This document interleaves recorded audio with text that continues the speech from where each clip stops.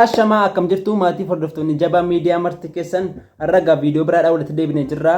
Egaa amma maatii kanneen channel kanaaf haaraa taatan subscribe gochuun maatii kanatti dabalamaa isiniin jedha. Kallattiidhumaan gara viidiyoo kanaatti dabarru.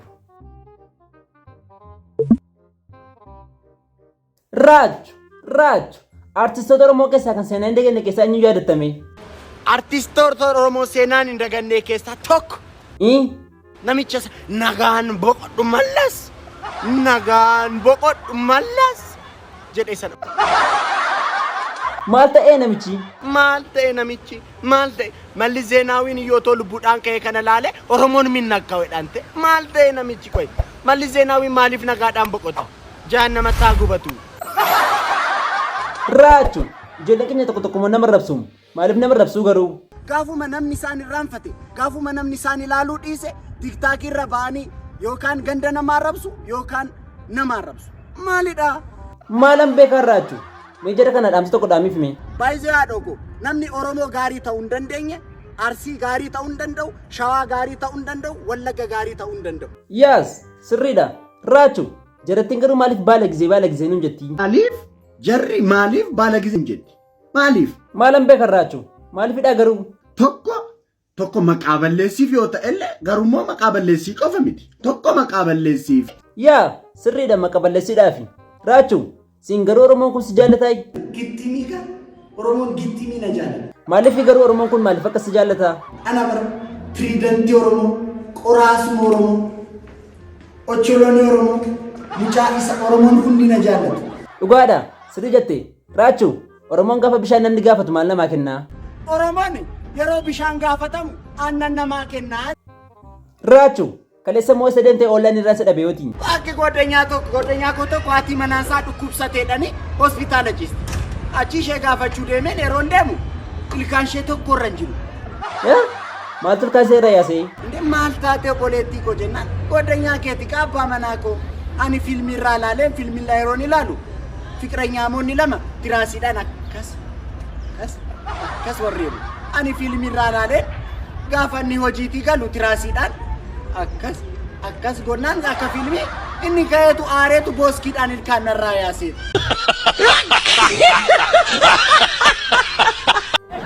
Raachuu Finfinnee keessatti garuu hanni baay'ee ta'i.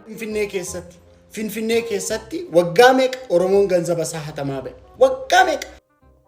Oromoo duwwaatu hatamaa amma kana immoo? Yeroo hunda Finfinnee keessatti namni silkii hatamee nyaatamu harki caalu Oromoon. Inni iyya kunis Oromoon. Oromootu Oromoodhuma hataa? Finfinnee keessatti hattuu Oromoo ta'e tokko argee hin beeku. Ammatu hattuun Oromoo Finfinnee keessatti ka'ee hattuu jalqabee maqaa isaa maal jennee moggaafnaa? Amma hattuun Oromoo goobazii tokko Finfinnee keessa galee otoo hattuu jalqabee maqaa isaa maal jenna beektu? Gumaa baas eessa jirtaa dhoo? Mee hattuu Oromootiif maal dhaamtaa?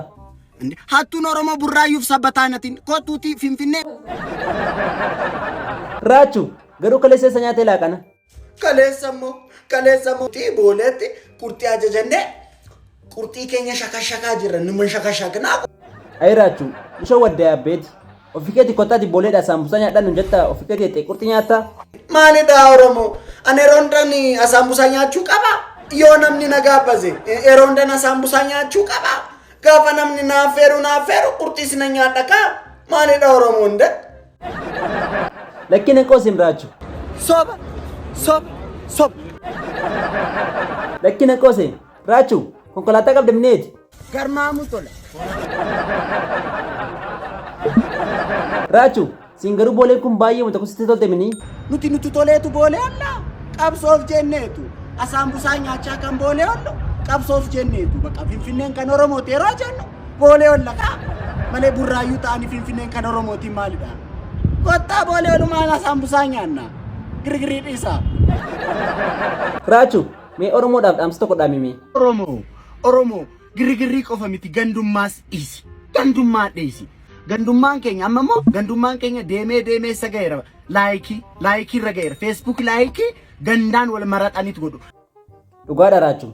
Viidiyoo kana hojjechuun na dhaaba moo fufaa? Hin bareedaa viidiyoon koo kun. Bubuqqis irra marsi. Tell me pretty lies, look me in the face.